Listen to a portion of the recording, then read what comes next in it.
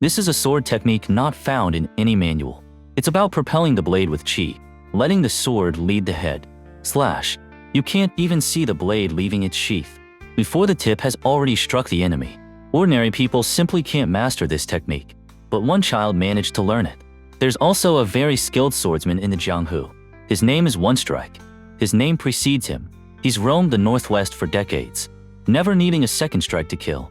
So when these two meet, who will emerge as the ultimate swordsman? The story takes place in western China, in a vast desert wasteland. The environment is harsh, barren, and unforgiving. The government has abandoned it, leaving the villagers here to fend for themselves. And so, bandits have descended upon the land, pillaging and plundering wherever they go. Leading these bandits is One Strike. He possesses exceptional martial arts skills and unparalleled swordsmanship. No villager dares to cross him. One day, a young man named Jake arrives in the desert on his way to Twin Flags town. Along the way, he encounters a man named Sandy, a well-known wandering swordsman in the desert. Wielding his sand's edge blade, he robs from the rich and gives to the poor. Sandy inquires about Jake's purpose for traveling. Jake tells him that he's going to Twin Flags town to fetch his wife. It turns out Jake's father had a subordinate who lived in Twin Flags town. Their children were betrothed to each other since childhood. Before his death, Jake's father wished for him to bring his wife back home. Believing in the value of friendship, Jake engages in conversation with Sandy, and Sandy, without hesitation, asks to borrow money from Jake. The money Jake had was intended for bringing back his wife, so he's reluctant to lend it. But as Sandy prepares to leave, Jake ends up lending him half of his money. Sandy is overjoyed to receive the money and tells Jake that if he ever faces any trouble, he should come find him at the Haystack Inn. As soon as Jake arrives in Twin Flags town, he attracts the attention of the villagers. Strangers are a rare sight here. Jake asks a blacksmith if he knows of a man with a limp. As his father-in-law walks with a limp, the blacksmith, seeing Jake as an outsider, doesn't reveal anything. Later that night, Jake finds an inn hoping for a meal, but May, the innkeeper's daughter, mistakes him for a beggar and slams the door in his face. With nowhere else to go, Jake resigns himself to sleeping outside. The next day, as the door opens, May trips over Jake. Sitting on the ground, she bursts into tears. Her cries draw the attention of her father. He rushes out and starts beating Jake. Upon seeing the man has a limp, Jake drops to his knees and addresses him as father-in-law. May scrambles to her feet and whacks Jake on the head. Just then, two swordsmen arrive in town, seeking revenge against One Strike. One of the swordsmen draws his blade and charges at One Strike. But before he can even register One Strike's movement, he collapses to the ground. Seeing this, the other swordsman immediately drops to his knees and begs for mercy. But One Strike shows no mercy and kills him anyway.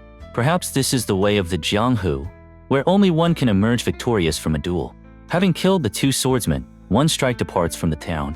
Jake's father-in-law, Lion, shares his experiences over the past years, making it clear he doesn't want May to marry Jake. But he doesn't completely reject the idea either. He allows Jake to stay for the time being. May, still upset about tripping over Jake, has a negative impression of him and refuses to see him. Lion doesn't let Jake stay for free. He's expected to help out with the inn's work. While working, Lion asks Jake to remove the double blades strapped to his legs. But Jake refuses, saying, "The head doesn't leave the shoulders, and the blade doesn't leave the body." Jake has never slaughtered an ox before, struggling to even cut a piece of meat. May, observing this, deems him clumsy and demonstrates the proper technique. During dinner, Lion tells Jake about his father's past. Jake's father was a legendary swordsman, having defeated countless renowned swordsmen in his time. He was a legend in the Northwest. His swordsmanship incorporated elements of both fist and palm techniques. His opponents often didn't even know how they died. Only true masters could comprehend the intricacies of his skills. When May and Jake venture out together, the town children learn that Jake has come to claim his bride. They relentlessly tease the pair. Mortified, May runs back home and throws a tantrum, demanding her father to kick Jake out. Lion, however, doesn't give in to May's demands. One day, Lion is chopping horse meat, but finds himself unable to cut through it. Jake steps forward, offering to try. Having trained in swordsmanship with his father since childhood, Jake is actually already a highly skilled swordsman. With a mere blink of his eyes, the blade flies into his hand, and in a flash, the horse carcass is cleaved in two. Embarrassed, Lion walks away. But this display of skill wins May's heart. From this point on, Jake gains confidence. He shares a funny story about his father with May. May bursts into laughter upon hearing it. The young girl's heart flutters, and she finds herself falling for Jake. However, Jake is clueless when it comes to matters of the heart. He bluntly asks May, "Do you have a mole on your buttock?" "My father said the girl with a mole on her buttock is my wife." May is left speechless and scurries away, but Jake is persistent and determined to confirm if May is truly his destined wife. He tries to peek at May while she's bathing, but is caught by Lion, who gives him a good thrashing. May can't bear to watch any longer and pleads with her father to stop. Oh, the woes of having a daughter. Lion throws down the stick and walks away. That day, One Strike's brother, Deuce, comes to the inn for a meal. Lion rushes to serve them. Deuce asks Lion about May's whereabouts. Knowing Deuce's bad news, Lion quickly tells him that May is sick and resting in her room. However, Deuce catches a glimpse of May. He sends Lion away on an errand, and then enters May's room, carrying her out to the dining table. No one in the inn dares to intervene. Lion returns, only to be knocked to the ground. Jake rushes in, yelling at Deuce to leave May alone. Deuce attempts to teach Jake a lesson, but Jake hesitates to draw his blade. Deuce lands a few slaps on Jake, and then draws his sword, slashing at a sheep to intimidate him. This is the moment Jake unsheathes his blades. In the blink of an eye, the fight is over. Deuce stumbles out of the inn and collapses, dead. Panic spreads among the villagers. Cries of murder fill the air. Jake stands there, stunned, unsure of what to do next. Deuce's companions flee to inform One Strike of what transpired. The villagers gather for a meeting, desperately trying to figure out what to do. With his brother murdered, One Strike is sure to unleash his wrath upon Twin Flags Town in 3 days' time. Lion explains to Jake just how formidable One Strike truly is, implying that only Jake's father, if he were still alive, could have stood a chance against him. Later that night, Lion entrusts May's safety to Jake. He tells May, "From this day forward, you belong to him. His life for yours, your death for his." He urges Jake to take May and flee. The three of them wake up early, but as they step outside, they find themselves surrounded by the villagers. The villagers kneel before them, pleading with Jake not to leave. They fear facing One Strike's wrath if Jake abandons them. Lion is beside himself with despair. "He's just a child," he exclaims, but the villagers are unswayed. They refuse to let Jake go. Left with no choice, Jake agrees to stay. May, overwhelmed by the situation, breaks down in tears. Jake retreats to his room, silently polishing his blades. Gazing at his reflection in the blade, a thought crosses his mind. Sandy? Jake decides to seek Sandy's help, but is unaware that villagers have been keeping a watchful eye on him. The villager who spots Jake leaving immediately alerts the others. The villagers converge upon Jake, physically restraining him from leaving. Some threaten Jake with violence, while others attempt to reason with him. The air is thick with anger and desperation. The true nature of humanity is on full display in this moment of crisis. Silent and submissive before the bandits, yet quick to unleash their fury upon Jake. Lion steps in, explaining that Jake is going to find Sandy. A drunkard, overhearing Sandy's name, claims to know him. He suggests that Sandy might actually be capable of defeating One Strike.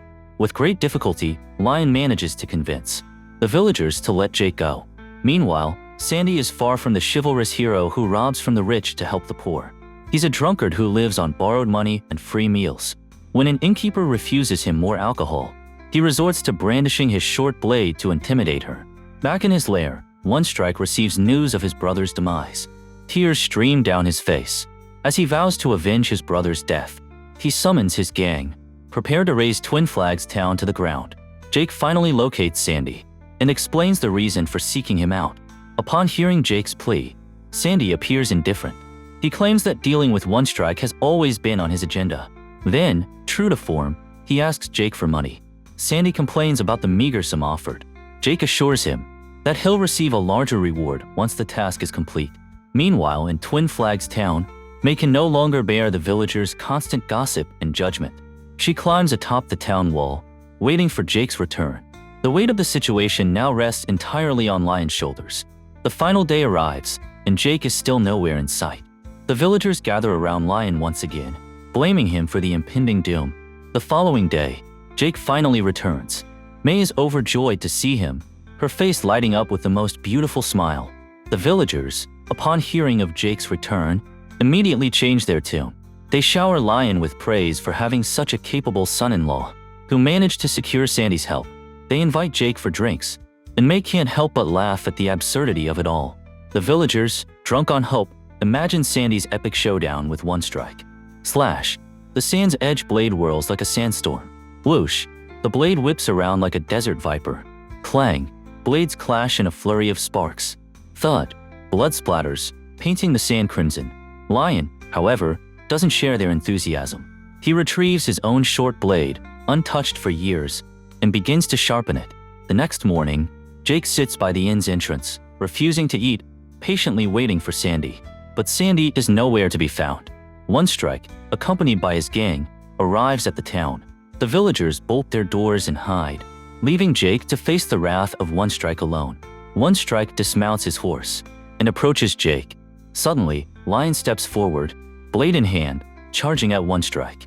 One Strike swiftly draws his blade, and Lion collapses to the ground, defeated. May rushes to her father's side, embracing him as she weeps uncontrollably. One Strike spares May's life and continues towards Jake. A villager, his heart filled with pity, pleads with One Strike, reminding him that Jake is just a child. He urges One Strike to let Jake live, arguing that revenge can wait. One Strike responds with a cold, heartless laugh and silences the villager with a single, fatal blow. He resumes his approach towards Jake. The drunkard throws his wine at Jake, trying to jolt him awake. Then, in a moment of drunken bravado, he declares himself to be Sandy and stumbles towards One Strike. One Strike effortlessly dispatches the imposter.